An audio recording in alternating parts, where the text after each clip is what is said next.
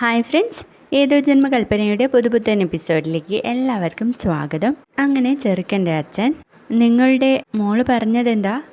ഞങ്ങളുടെ ദേഷ്യവും കുറ്റം പറച്ചിലുമാണ് എല്ലാത്തിനും കാരണമെന്നല്ലേ? ഇവൾ ഇങ്ങനെയൊക്കെ പറയാൻ പാടുണ്ടോ? ഇനി പെണ്ണും വീട്ടുകാരും നിങ്ങളോട് മാപ്പ് പറഞ്ഞില്ലെങ്കിൽ ഈ കല്യാണം നടക്കുമെന്ന് എനിക്ക് തോന്നുന്നില്ല. പിന്നെ എല്ലാവരുടെയും മുന്നിൽ വെച്ച് ഞാനൊരു കാര്യം പറഞ്ഞേക്കാം, ഈ കല്യാണത്തിന് സമ്മതിച്ചത് തന്നെ ചില കണ്ടീഷൻസ് മുന്നിൽ വെച്ചാണ്, അല്ലെങ്കിൽ ഈ കല്യാണം വേണ്ടാന്ന് വെക്കേണ്ടി വരും എന്നങ്ങ് പറയുന്ന നേരത്ത് ചെറുക്കൻ വന്നിട്ട് പറയുന്നുണ്ട്, അങ്ങനെ ആര് വിചാരിച്ചാലും ഈ ബന്ധം വേണ്ടാന്ന് വെക്കാൻ പറ്റില്ല. ഞാൻ കീർത്തിയെ ഇഷ്ടപ്പെട്ടെങ്കിൽ അവളെ മാത്രമേ വിവാഹം കഴിക്കൂ. എനിക്ക് കീർത്തിയെയും വീട്ടുകാരെയും അവരുടെ ചുറ്റുപാടും എന്താണെന്നറിയാം. അതൊക്കെ എനിക്ക് അംഗീകരിക്കാൻ പറ്റും. എൻ്റെ സന്തോഷമാണ് അമ്മയ്ക്കും അച്ഛനും പ്രധാനമെങ്കിൽ എൻ്റെ ഒപ്പം നിൽക്കുക, അല്ലെങ്കിൽ നിങ്ങൾക്ക് തിരിച്ചു പോകാമെന്ന് പറയാണേ. ഇത് കേട്ട് എല്ലാവരും സന്തോഷിക്കാണ്. അങ്ങനെ ശ്രുതി ഇതിപ്പോൾ എന്താ സംഭവിച്ചതെന്ന് അറിയാൻ വേണ്ടിയിട്ട് ബാക്കിലേക്ക് തിരിഞ്ഞു നോക്കുന്ന സമയത്ത് നമ്മുടെ അശ്വിൻ അവിടെ നിൽപ്പുണ്ടാവുക. അപ്പോൾ ശ്രുതിക്ക് ഏകദേശം മനസ്സിലാവുന്നുണ്ട് അശ്വിൻ എന്തോ ചെയ്തിട്ടാണെന്നുള്ള കാര്യം. അങ്ങനെ ആ പ്രശ്നം സോൾവ് ആകുകയും അശ്വിനെ കാണാൻ വേണ്ടിയിട്ട് ആ ചെറുക്കൻ എത്തുകയാണ്. ഇത്തരം ഫംഗ്ഷനിലൊന്നും സാറ് പങ്കെടുത്തതായിട്ട് എനിക്കറിയില്ല. സാർ ഇവിടെയുള്ള സ്ഥിതിക്ക് പ്ലീസ് ജോയിൻ വിത്ത് അസ്. എൻ്റെ വീട്ടുകാരുണ്ടാക്കിയ പ്രശ്നത്തിന് ഞാൻ തന്നെ പരിഹാരം കണ്ടു. അതുകൊണ്ട് സാർ എനിക്ക് ജോലി തിരിച്ചു തരണം എന്നങ്ങ് പറയുന്ന നേരത്ത്, ജോലിക്കോ സ്വാർത്ഥ താല്പര്യങ്ങൾക്ക് വേണ്ടിയോ ആവരുത് കിരൺ.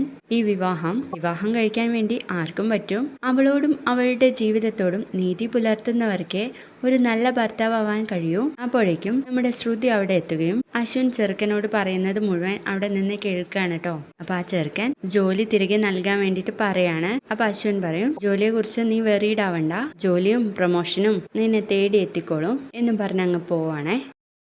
അങ്ങനെ അവിടെ നിന്ന് ശ്രുതി പറയുന്നുണ്ട്, നല്ല ഭർത്താവായിരിക്കാൻ മറ്റുള്ളവരെ ഉപദേശിക്കുന്ന ആളെന്താ സ്വന്തം കാര്യത്തിൽ ഇങ്ങനെ ആയിപ്പോയേ? അപ്പോൾ അയാൾ അശ്വിൻ സായിറാമിൻ്റെ ഓഫീസിലെ സ്റ്റാഫാണല്ലേ? അപ്പോൾ അതാണ് കാര്യം. എന്നാലും ഈ അശ്വിൻ സായിറാമിനെ എനിക്കങ്ങോട്ട് മനസ്സിലാവുന്നില്ലല്ലോ. അങ്ങനെ ശ്രുതി അവിടെ നിൽക്കുന്ന നേരത്ത് നമ്മുടെ പ്രമീള അങ്ങോട്ട് എത്തുകയാണ് കേട്ടോ. എന്നിട്ട് പറയും, കീർത്തിയുടെ ചെറുക്കൻ അശ്വിൻ മോന്റെ ഓഫീസിലാണ് വർക്ക് ചെയ്യുന്നത്. അശ്വിൻ മോൻ ഈ കാര്യത്തിൽ ഇടപെട്ടതുകൊണ്ട് മാത്രമായിരിക്കും ഈ കല്യാണം നടക്കാന്ന് അവർ സമ്മതിച്ചത് തന്നെ എന്നങ്ങ് പറയുന്ന നേരത്ത് ശ്രുതി പറയും, അശ്വിൻ സാറിന് എങ്ങനെ ചില ഗുണങ്ങളുണ്ടെന്ന് അമ്മയ്ക്കിപ്പോൾ മനസ്സിലായില്ലേ? അല്ലെങ്കിലും അശ്വിൻ മോനെ പറ്റി എനിക്ക് നല്ല മതിപ്പാ എന്നൊക്കെ പറയുന്ന നേരത്ത് ശ്രുതിയോട് ചോദിക്കുന്നുണ്ട്, ശ്രുതി ഞാനൊരു കാര്യം ചോദിച്ചോട്ടെ, നീയും അശ്വിൻ മോനും തമ്മിൽ എന്തെങ്കിലും പ്രശ്നമുണ്ടോ? അതെന്താ അമ്മ അങ്ങനെ ചോദിച്ച്? നിങ്ങൾ തമ്മിൽ എന്തൊക്കെയോ പ്രശ്നമുണ്ടെന്ന് എനിക്കൊരു സംശയം. ഞാനും അശ്വിൻ സാറും തമ്മിൽ ഒരു പ്രശ്നവുമില്ല, നല്ല സ്നേഹത്തിലാ എന്നങ്ങ് പറയുന്ന നേരത്ത് നമ്മുടെ അശ്വിൻ അങ്ങോട്ടേക്ക് വരികയും അതൊക്കെ കേൾക്കാണ് കേട്ടോ.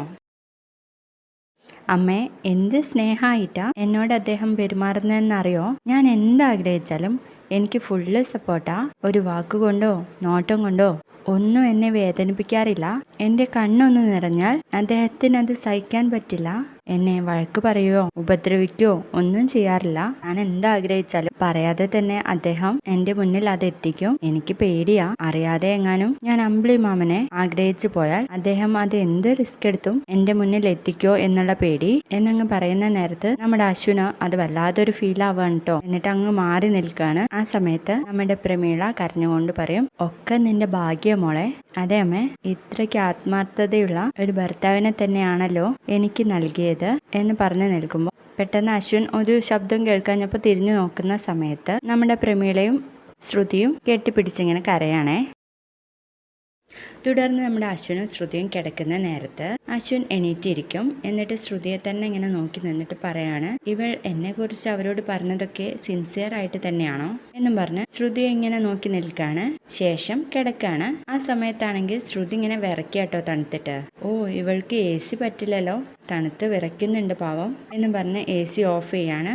എന്നിട്ട് ശ്രുതിയുടെ ആ ഒരു ഭാഗത്തേക്ക് കിടന്നുകൊണ്ട് ശ്രുതിയെ നോക്കി കിടക്കുകയാണ് കേട്ടോ നമ്മുടെ അശ്വിൻ. അങ്ങനെ ഉറങ്ങിപ്പോവും. എന്നിട്ട് കൈ അറിയാതെ ശ്രുതിയുടെ തലയുടെ ഭാഗത്തേക്കാണ് കേട്ടോ വീഴുന്നത്. അങ്ങനെ നോക്കുമ്പോൾ ശ്രുതി ആ കയ്യിൽ പിടിച്ച് ഉറങ്ങുന്നതായിട്ടാണ് കാണിക്കുന്നത്. അങ്ങനെ രാവിലെ ആയിട്ട് ശ്രുതി എഴുന്നേൽക്കുന്ന നേരത്ത് അശ്വിന്റെ കൈ മുടിയിൽ പിടിച്ചിരിക്കായിരിക്കും കേട്ടോ. ഇതെന്താ ഇത്?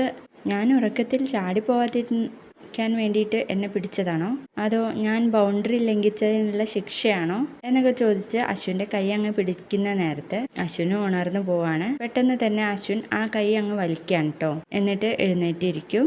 അപ്പോൾ ശ്രുതി ചോദിക്കും, അല്ല, ഇതെന്താ നിങ്ങൾ വിയർത്തിരിക്കുന്നത്? AC വീണ്ടും പണിമുടക്കിയോ? അവർ ഇനി അത് കേടാവില്ല എന്ന് പറഞ്ഞിട്ടാണല്ലോ പോയത് എന്നൊക്കെ പറയുമ്പോഴേക്കും അശ്വിൻ എഴുന്നേറ്റ് പോവാണ് കേട്ടോ ബാത്റൂമിലേക്ക്. ആ സമയത്ത് നമ്മുടെ ശ്രുതി പറയും, എന്ത് പറഞ്ഞാലും വായിലൊരു കുരുക്കിട്ട പോലെ മനസ്സിലുള്ളത് ഒന്നും പറയത്തില്ല. എന്ത് സാധനമാ ഇത്, എന്റെ ഈശ്വര എന്ന് പറഞ്ഞ് നിൽക്കാട്ടോ.